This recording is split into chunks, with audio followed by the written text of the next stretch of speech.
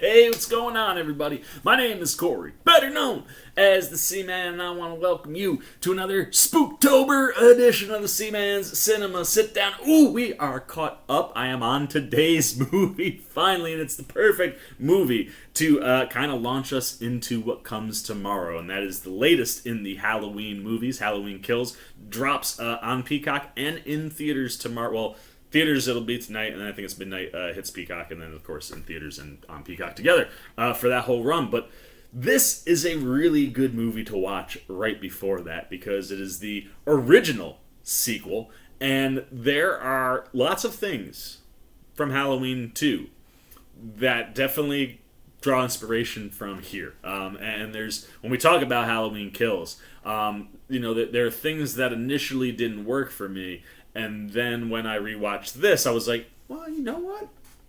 Actually, I kind of appreciate that. Even though it still doesn't quite work, I appreciate it. And there's plenty of stuff that comes from that original movie and this movie from an inspiration standpoint that they do some cool things with in Kills. So I think this is a perfect lead-in for that movie, and it is the next one up on our Spooktober list for October 14th. If you don't know what I'm talking about, well, hey, why don't you pull up a chair? Take a seat. We're getting ready to dive in spoiler-free-ish, I think is what I want to go with, into Halloween 2. And like I said, with all of these movies, this is from 1981, so if I spoil some things, I'm sorry. I will try to keep it mostly spoiler-free because I haven't talked about it before. And like I said, I think this is a good lead-in to Halloween Kills. Like, you'll appreciate some things in that movie based on what you see here. And this, for me, in our week of sequels of my all-time favorite, horror villains, this is my favorite. Halloween 2 is not Halloween by any stretch of the imagination, but I do think it is a good pickup place, man. I mean, it's one of those, sequels that picks up immediately where it ends, and some of that is kind of what I like about Halloween Kills and where it comes from in the sense of being a sequel. Like the sequel parallels I think are kind of cool between the two movies. But I love the fact that it picks up right where we left off, because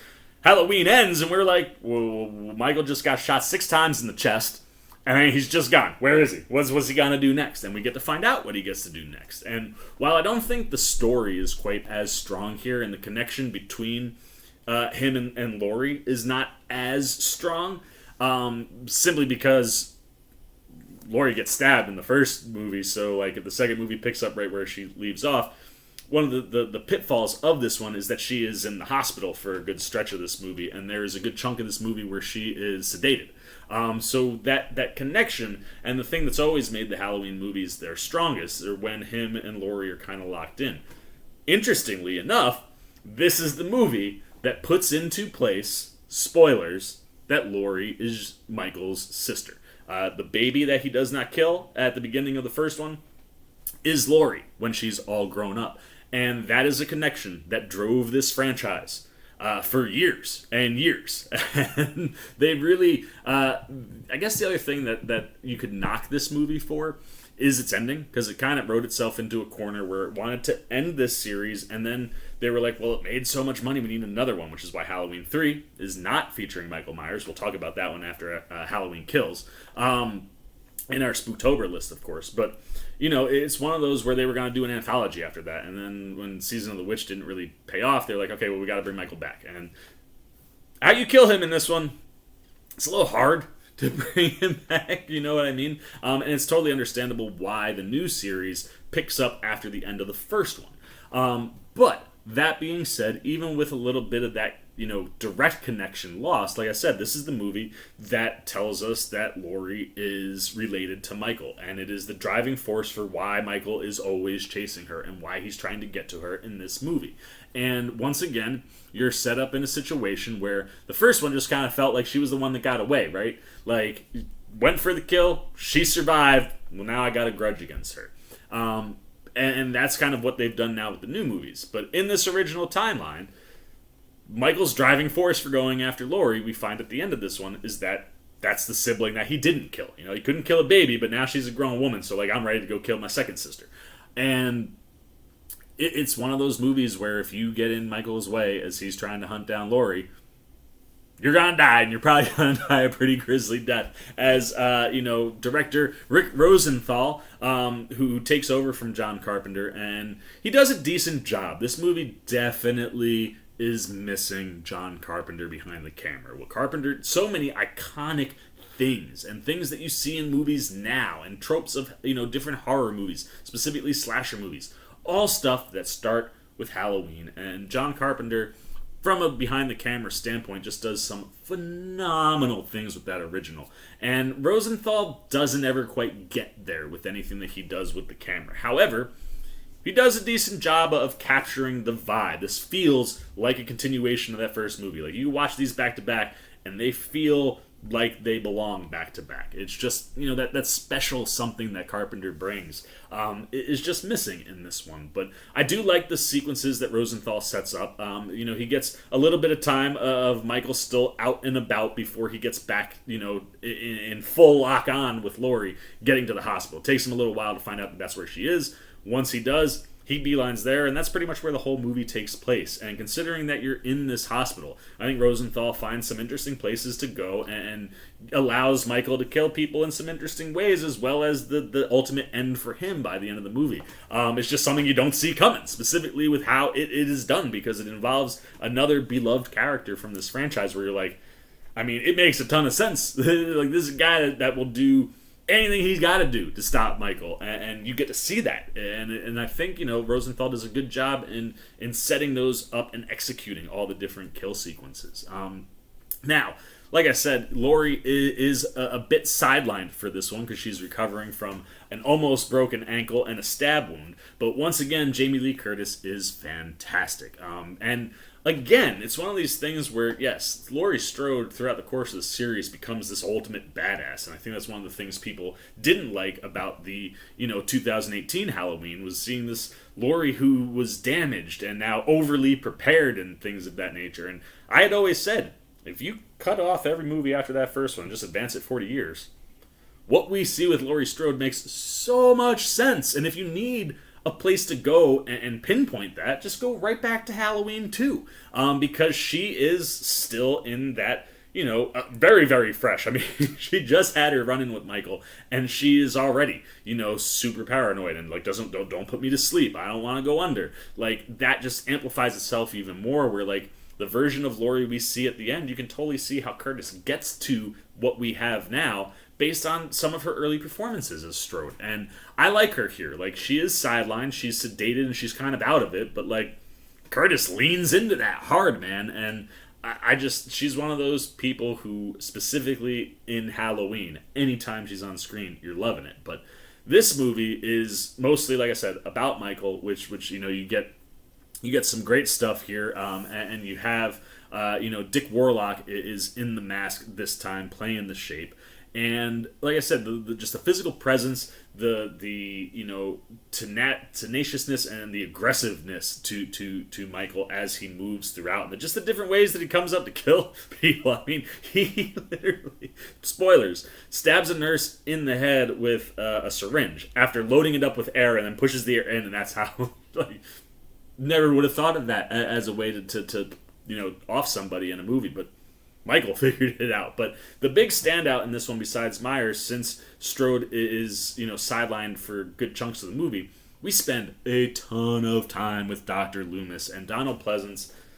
I mean, he's a G, man. Like, Loomis is one of the most beloved characters in this franchise, and he's in two movies. I mean, he appears in more than two because of flashbacks and voice, recordings and things, but 2 movies for Loomis, and he is a character that is so integral to Michael and is so connected to Michael, and it felt right that we got to spend a good amount of time with Loomis in this one, and especially when you know what happens with the entire series. Like, I'm glad that we got to spend time, because Pleasance is wonderful. I mean, he's so good, and the commitment to just the things that Dr. Loomis will do to try and stop Michael, just so many wonderful moments for him throughout the whole movie. And it's one of these things, like I said, this is a good tee up to Halloween Kills, because you're going to see things and notice stuff and go, well, this feels a little off, and I wish we had more of this. And then if you look at this movie, you go, all right, well, they're kind of in line with what you did with the last sequel. And while this one is not as good as the original, the original Halloween for me is a perfect horror movie, and it is the greatest of all the slasher flicks.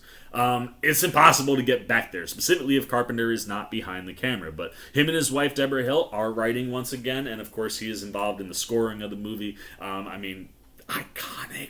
Like him and Jason have the two most iconic individual character scores you'll ever find. And Carpenter's is just... I love the Halloween score so much. But one of the other things, too, I gotta give Rosenthal some love, is he does have some really phenomenal imagery around Michael, specifically at the end. I mean, the image that we have on our poster up on the TV, where like how you get to the blood coming out of those, that was just like a cool, like you saw that and you were like, yo, that's terrifying. And I also like the opening with the pumpkin, like how you get all of these Halloween opens have like pumpkins doing different things. The pumpkin to the skeleton head in there, and this one I thoroughly enjoyed. And like I said, I thoroughly enjoy Halloween too. I know it doesn't hit for everybody, but it's a wonderful, second going for this franchise, and it totally connects to the first one in a way that really, really works. Now, the downfall to the movies, of course, the ending put them in a corner where it was really hard to get out of that. And it's one of the things that in the new series, I kind of like how they're building him into this entity, this thing that's more than human.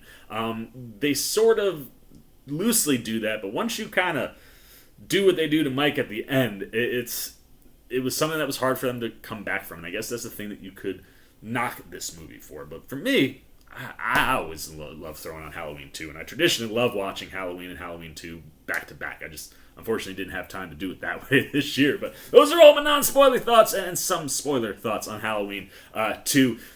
Another rock-solid entry into the Halloween franchise, which of course will have far less rock-solid entries as we move on in years to come in the world of Spooktober. But we will talk about Halloween 3, Season of the Witch, after Halloween Kills, so look out for that. Assuming it's on time, that'll be, I believe, Sunday. But for now, I gotta give this one a score. So let's get the C-Maniacs up. There they are. And like I said, Michael's fantastic in this one. I do enjoy the kills. And while Laurie is sidelined, I've enjoyed Curtis's performance, and it makes sense. Like, based on the story continuation, like, it makes sense. And the setting of the hospital is a really solid setting for a lot of this movie. And I like the fact that we get to spend extra time with Loomis. Yes, do I want more with Michael and Laurie? Always. They're the two that I always want standing opposite of each other. But I enjoy the Loomis story in this one, and I really am glad that Pleasance gets a huge role in this one because he's such an iconic character and performer inside of the Halloween series. So, not a perfect movie, but for me, it's a pretty damn good one. So I gotta go 3.8 out of 5 C-Maniacs on Halloween 2. My favorite of the sequels that we've talked about this year. And, I think it's a perfect watch right before Halloween Kills. But that's it, man. That's all the C-Man's got to say. Now it's your turn. I need to know all your thoughts on Halloween. How big of a Halloween fan are you? How big is you a fan of Michael Myers? Where does Halloween 2 fall for you in the course of the Halloween history? Does it work as a sequel? Did you grow up with it where when you watched it you were like, oh, why would you do what you did at the end? Is that stuff that kind of you butted up against when maybe this came out or the first time that you were watching these movies? Do you enjoy this one more or less than what I've said? Are you kind of in the same ballpark? And if you haven't seen the movie, what are you waiting for, man? The Halloweens are some of the most classic in the realm of slashers. I hope I've enticed you to want to check this and the original out, as well as the new ones. Those 4 movies that we're talking about, the most recent 2 Halloweens and the first 2 Halloweens, they're really good, man. They're totally worth a watch. So anything you guys got, good, bad, indifferent, on Halloween 2, down below in the comments section. Look forward to talking to you down there. As always, if you enjoyed this video, please give me a thumbs up. And if you do, you want to come hang out with the C-Man the rest of Spooktober, you just like what I'm doing around talking movies, TV, trailer reactions, you want to show a little love and support with them, hey, come join C-Maniac Nation. Super easy. Just jump over there, hit that subscribe button, hit that little bell if you want those alerts, and until next time, for the C-Man's Cinema, sit down. I've been the C-Man. I'm signing off. Peace. Oh, hey, what's going on? You must be sticking around because you're looking for more content featuring this guy. Well, guess what? You're in the right place. You can check out more videos right here and right here. And if you have and you want to come join that C-Maniac Nation, you can hit that subscribe right over there.